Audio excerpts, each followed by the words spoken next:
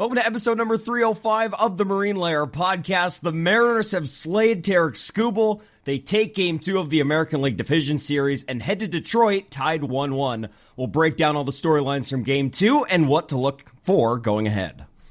How about that? Man. All right, if you guys want to stay on top of everything we're doing before we start the show, just a reminder to make sure to go over to our website, marinelayerpod.com. You can find everything there from all of our episodes, audio and video, to our merch, Patreon, live show schedule. A reminder for Game 3, we're doing a watch party over at Queen Anne Beer Hall in Seattle. We'd love to have you there for Game 3. We're going to be there hanging out. All that's over at our website, marinelayerpod.com, and then you can check us out across social media at marinelayerpod. Let's get it rolling. The pitch from Acevedo. A drive deep to right field. Down the line. The Mariners win this game 2-1. The dream lives. They're going to the playoffs. 1-1 from Jansen. There you go. Left field. We got a tie ball game. Julio. Oh, baby, what a moment. Tie ball game at 7-7. And we welcome you to this episode of the Marine Layer podcast, part of the Just Baseball Podcast Network, recording here on Sunday evening, October 5th, and the Mariners, behind the bats of Jorge Polanco and Cal Raleigh and Julio Rodriguez, have beaten Tarik Skubal for the third time this season, the first time a team has ever done that to him. Ever. I don't know how this keeps happening. Man, hell of a win. Hell of a win. That was awesome. 3 times they beat Tarik Skubal this year. 3 whole separate times. And you know what? I'm going to state the obvious here. Really, really obvious. The other 2 don't hold a candle to tonight. To do what they did tonight and hang in there and get away with a win, awesome.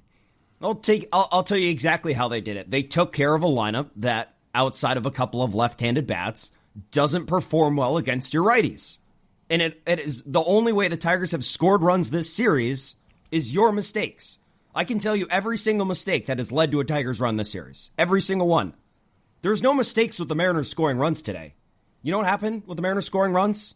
Jorge Polanco, who we've been talking up the last month of the season, how important he's been to this Mariners team, how complete of an offensive profile is, how good it is to have a steely veteran who's been in the playoffs, who hits well from both sides, who doesn't strike out, who walks, who hits for power, who doubles, who does all this stuff, all this great stuff against their biggest opposition that they'll probably face this entire postseason, steps up calm, cool, collected, puts these just beautiful right-handed swings on Tarik Skubal pitches for both home runs. He spits on a changeup low and knocks a fastball out over the left field wall. Twice. Not just once. Twice. He does that. How important was it to have that swing from Jorge Polanco? This team needed that kind of jolt. I love his demeanor, too. And everybody's so unique on this team and has their own personality. And obviously, Julio's a really fiery guy. Randy's a really fiery guy. A couple other guys on the team. Obviously, some of the bullpen arms can be really fiery. I like Polo, man. He brings a little bit of balance to all the fire where he is so chill, calm, cool, collected. And you can tell, we've talked about it for a while now, those big moments do not faze him. He is the best hitter on the team in the clutch. He is the best hitter on the team in those situations. And against Tarik Skubal, a massive dragon that you had to go slay to basically save your season, Jorge Polanco put the city on his back tonight, his team on his back, and carried them. I shouldn't say carried, there were other factors, but played a massive, massive anchor to getting a Game 2 win. You know who Fangraphs rates as the clutchest player in baseball this season? We were just talking about this earlier. We were talking about the least clutch. Oh, you're right. Okay, who is it? Jorge Polanco. Yeah. Checks out. And man, he showed up when he needed to. Yeah, he did. Can you imagine the narrative changing of this season if the Mariners let him go sign in Houston? Bad. They probably swap roles, no? Well, I was going to say, Houston probably wins the West. The Mariners are sitting on the couch. It's a similar scenario with both. Maybe Houston's in a better position to go trade for guys at the deadline than the Mariners are. Mm-hmm. The Mariners arguably don't put themselves in position to go make trades without Jorge Polanco and make the roster the way it is. So, yeah, that was an option. That was Polanco's second choice if he decided to go sign in Houston. But he didn't. He decided to come back to Seattle. It's worked out for everybody. Team has benefited. He's having the best year of his career. And now, in the postseason, it's the Jorge Polanco show. Yeah, it is. After everybody not named Julio and Cal went 0 for 28 in Game 1, to see Polo do what he did against that guy, against the best in the world, against Tarik Skubal, legacy game to do what he did. It's also been pretty similar for Cal and Julio. The stars have shown up this postseason. Mm-hmm. Cal and Julio, when it has mattered the most, these two games have put the Mariners offense maybe not on their back. Not tonight, they were on their back, but in the biggest moment of the game, when something goes awry in the top half of the inning, your two biggest stars step up and make the biggest plays of the game. It was the same scenario, and I'm going to highlight this a little bit later in the episode. Think of how many similarities there were between Game 1 and Game 2. How exact same so many of the scenarios were. Very important, very specific scenario we'll talk about in a little bit. Lyle with the big smirk on his face. If you listened to our reaction already, you probably know what we're talking about. But that 8th inning was the exact same as yesterday. With Kyle Finnegan in, and you get that part of the lineup up for the Mariners. 8th inning, they got to go do it. And what happened? There was a runner on base. Cal singled against Kyle Finnegan, but Julio chased a splitter down and out of the plate and looked frankly overmatched against Kyle Finnegan. A terrible swing. I mean, you and I were sitting in the stands like, what the heck is he swinging at? It's like, this is Julio in the clutch. He just chases way too much out of the strike zone and makes himself look stupid in a big moment. And then what happened tonight? Same part of the lineup. Cal, splitter, middle, bangs one into the corner. Calm, cool, collected. Julio, there was no out-of-control swing. Got the same pitch, the same splitter he struck out on in Game 1, and crushed it into the left field corner to give the Mariners the lead. Just the difference in the two games, similar to the Kerry Carpenter versus a starting pitcher 3 times. It's the same thing with the Mariners getting to see the same reliever in the same scenario with the same arsenal back-to-back nights. Yeah. Cal and Julio got a nice close look at Kyle Finnegan yesterday. They saw him again, and they didn't mess up. They came through in the clutch, and the Mariners needed it so bad because that top of the 8th inning with Matt Brash was very frustrating. It was. I was on the floor. I was like, this cannot happen. But then the stars bail him out. And that's what they should do, because that's why they are stars. We'll get to Brash. We'll certainly get to Kerry Carpenter. But just to stick on the 8th inning and to stick on Cal and Julio for a minute, it really is amazing the progression and some of the adjustments that Julio's made in the second half.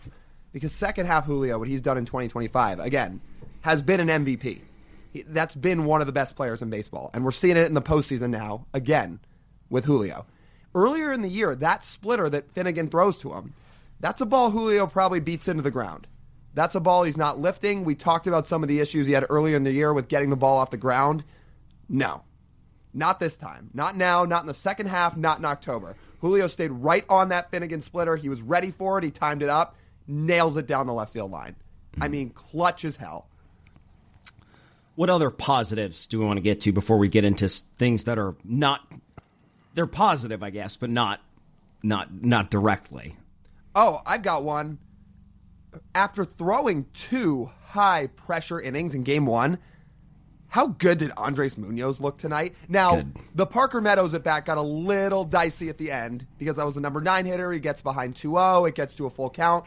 Ultimately, though, 1, 2, 3, and the first 2 hitters of that inning, I mean, it was good morning, good afternoon, good night. He took care of those guys like a piece of cake.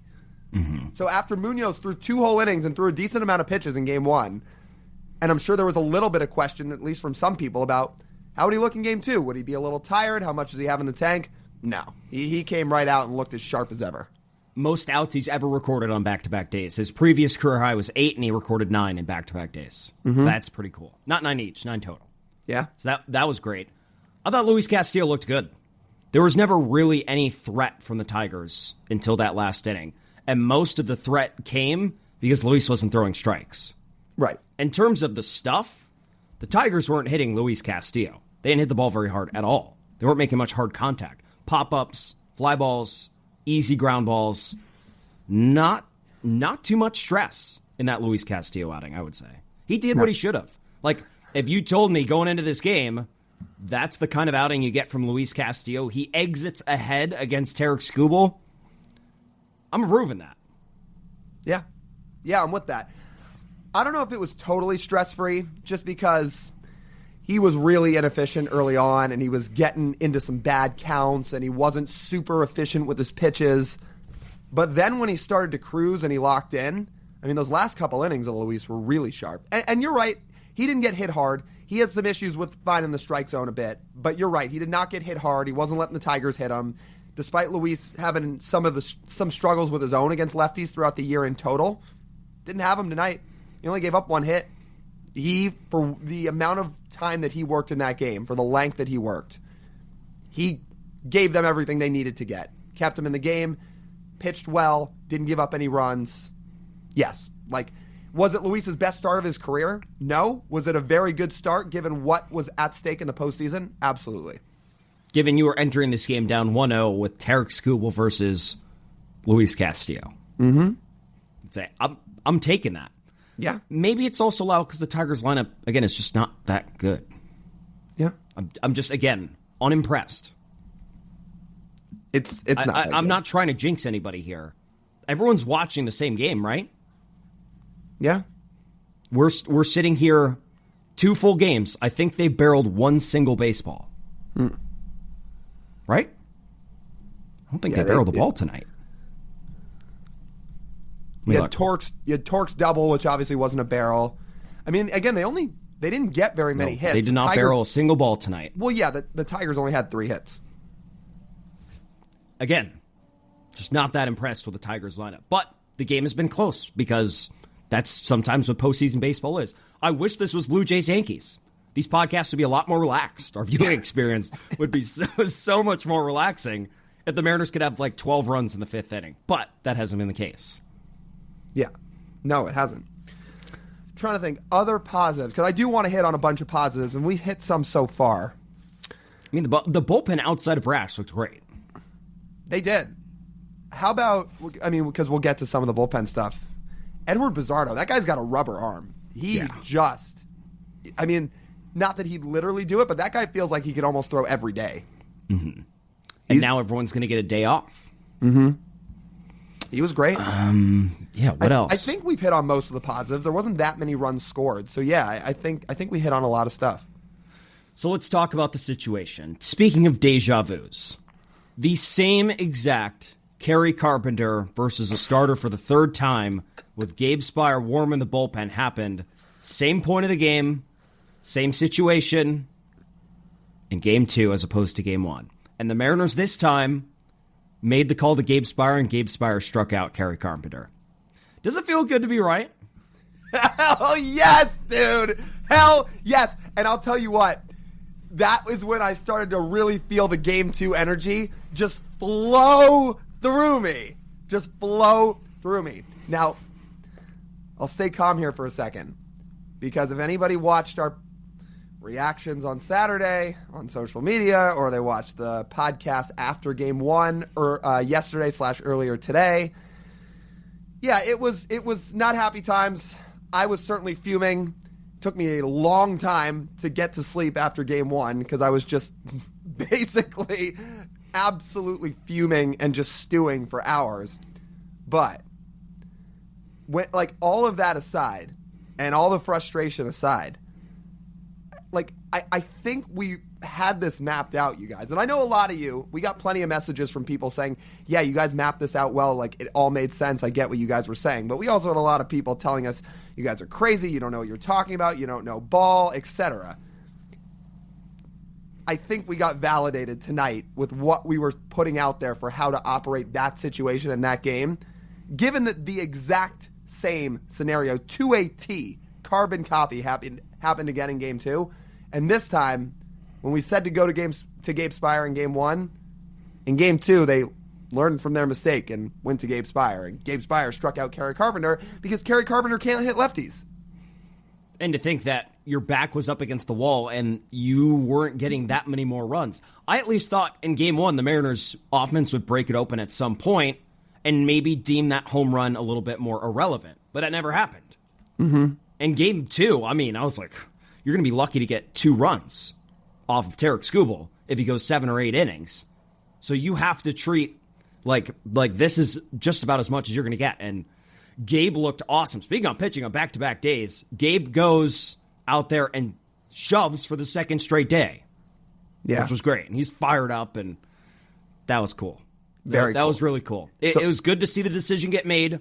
It worked out, and most importantly, in big part because of that, the Mariners won the game. Yes. Which is what we want. What we all want out of this. We're trying to find ways for the Mariners to win playoff games so they can advance. That's what we want. Right. Ultimately, everybody just wants to win. And when we talked about that yesterday, we felt like had they done that in Game 1, that was the best path to win. Game 2, the Mariners decided the same thing. And it worked. Because we'll say it again. Gabe Speier has given up a 179 batting average to lefties this year with a 516 OPS. Minuscule. I probably said that wrong. Very, very, very low OPS that he gave up. He gives up on the year to left-handed pitching. And Kerry Carpenter doesn't hit lefties. The matchup is sound. And it was right in Game 2. And it worked, and it helped him win. Should we talk about Brash now? Yeah. Look, a couple of his at-bats were fine. It's just you can't throw a leadoff walk to start an inning there. Especially you can't surrender a leadoff walk. It's just killer. And then, do we want to start with that, or is there anything more to it than just you can't walk the leadoff hitter? We said it for Vargas last night. You don't walk leadoff batters in two-run games in the playoffs. Don't walk the leadoff guy. Don't walk Javi Baez, who's batting 8th in the lineup. Right. Do not walk him. I think where it got a little more interesting, and it's easier to talk about now because they won, but how they approached Torque in that at-bat when he ultimately hit the double to tie it up. Because Torque didn't really seem to be on those sliders at all from Brash. And I get they probably wanted to change the eye level and change the pace up a little bit, but he was on that fastball enough to muscle it the other way for a 2-run double. I was a little surprised that they went away from the slider in that at-bat from Brash to go to the fastball, because that seemed like it was kind of in Torque's wheelhouse. And so was, I think, everyone in the broadcast booth. AJ was like, I don't know what Matt Brash is doing. I would have just thrown him another slider. Torque had not made contact with the slider, I don't think. Right. All he'd done is watch it outside. He'd swung and missed through 2 of them.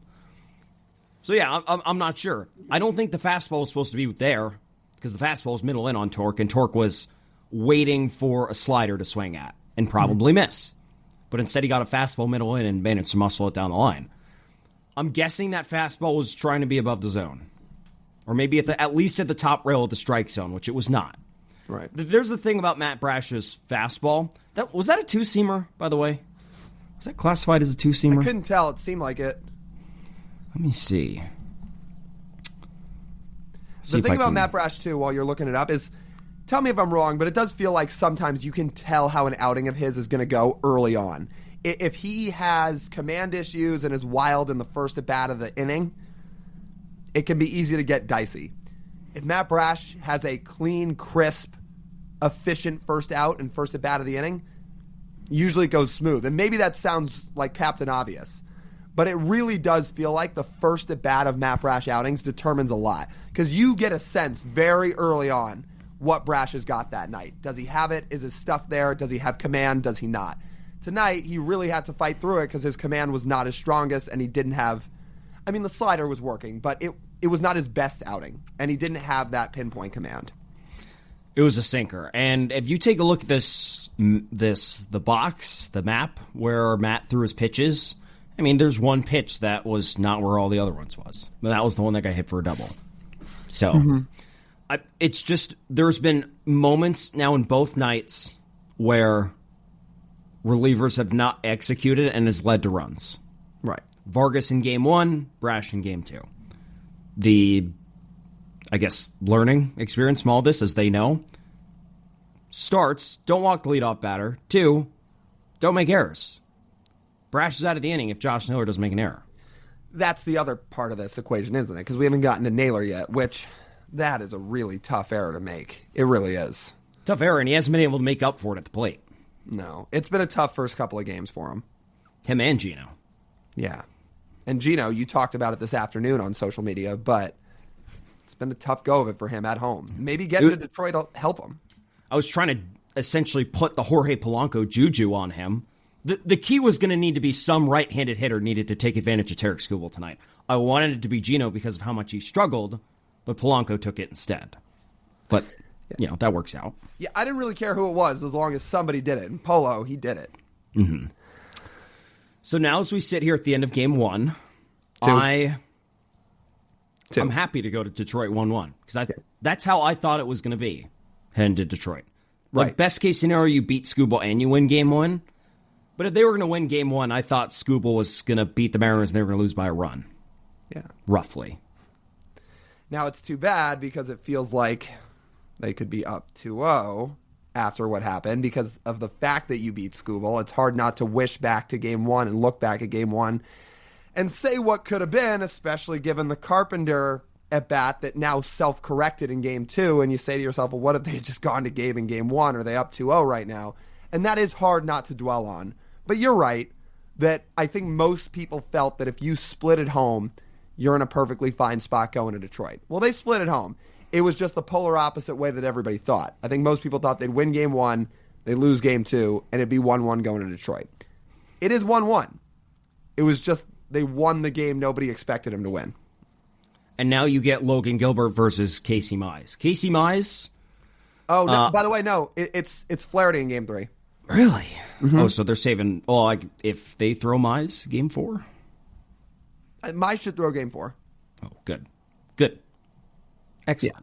Casey Mize, in his first playoff start against the Guardians, was not very good. Through 3 innings, struck out 1 batter. Wasn't all that impressive. Flaherty wasn't all that impressive either against the Guardians. Yeah, and Flaherty's had a tough year, too.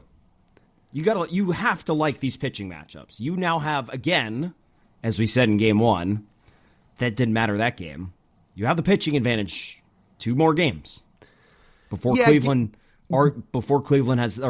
before Detroit has the pitching advantage in game 5. If you make it to game 5. Yeah. How do you feel about game 4? Is it not even? Do you like Bryce over Mize in that one? Yes. The best version of Bryce? Yeah. Well, same. I just didn't know if you wanted to have more of a conversation about it, but because Casey Mize was an all-star this year. That's fine. He's been solid. Mm-hmm. But not as good. But I know what good version of Bryce looks like. For sure. There's no doubt about it. And Casey Mize hasn't been as good in the second half. So, but there's no doubt that game 3, Logan Gilbert versus Jack Flaherty, despite it being on the road, if you're the Mariners, you have to like your odds. Logan's got the chance to tilt this series. Even though he didn't start early in the series, even though he didn't start at home, even though there was some controversy around it, I know you wanted to see Logan start earlier in the series. Now that they are what they are, and now that they're at a game apiece, you've got your best healthy, I should say, starter out there, because they don't have Woo. You have your best healthy starter out there to tilt this series in your favor and go up 2-1. And a chance for your lineup to just really explode because you're going to a better hitter's environment. Not much better, but better. Better enough. I mean, that if T-Mobile Park's the moon, then we're going to, the edge of the atmosphere. I was going to say, Detroit's dimensions are massive, and it's not fun weather in October, mostly in Detroit. It does help for doubles, though. Doubles and triples. Very much. Something that you don't do very much at T-Mobile Park. What is the weather in Detroit going to be like this week? Has anybody looked? I'm going to take a look. I have not looked. In Detroit on Tuesday. I have not looked either. Oh, good. 85% chance of rain on Tuesday with a ballpark with, TJ, say it with me, no roof. No roof. However, does it say when the rain is? Well, that's true. After Tuesday, it'll be nice. 4 o'clock Eastern first pitch on Tuesday when we'll be at our watch party at Queen Anne Beer Hall with a 1 o'clock Pacific first pitch. Right. So, Detroit's Central Time. Or Eastern time. They're Eastern, I think. Okay, so then they're going to play at 4 o'clock local time. So as long as the rain gets out of the way then, I think the Mariners should be very fun. By the way, Detroit has a park factor of 100 on the dot. Really? 100? Yeah. 100. So for those who don't know, park factor is how you scale on Baseball Savant what's a hitter's park compared to a pitcher's park. And just like a lot of these OPS plus, WRC plus, ERA plus type stats we'll use, 100's a league average. So Comerica Park being a 100 level park factor means it's a league average ballpark for hitters, which is crazy because the dimensions are massive. 9% above T-Mobile. That's wild. Now, the actual temperature in Detroit doesn't seem too bad. So I guess the weather hasn't really hit its bad stretch yet out in Michigan and out in Detroit. Because even on Tuesday, which, by the way, it actually looks like the rain will be pretty light. Doesn't look like it's really going to affect the game. It's going to be in the 60s while the Mariners are there. Good. So not bad weather. Good. My mission to the Mariners, score 4 in the first inning, take the Detroit crowd out of the game right away. I'm down. And let Logan Gilbert go to work. Yeah. Man, what's everybody going to do for the off day? Relax? Sleep. Take their stress medicine? In our case, work. Yeah. Get all the off-day content out for the people. Get you guys ready. Because, again, 1 o'clock Pacific, we'll be at Queen Anne Beer Hall watching with you guys. A ton of you show up. It'll be fun. If you want to stick around after, we're going to tape our post-game show from there. That should be super fun. Yeah. So I'm looking forward to that. Same here. Can't wait. And now everybody can go into the start of the week on a good note. There's no doom and gloom anymore. There's no season's over. It's 1-1. The Mariners. And I don't think anyone needed that more than Lyle. Well, maybe I'm just talking to myself when I'm saying all that stuff and just hoping that somewhere out there the things I'm saying are being validated by somebody else listening to this. Even just one person that's like, oh, Lyle's right. Oh, there is one person. Your friend John.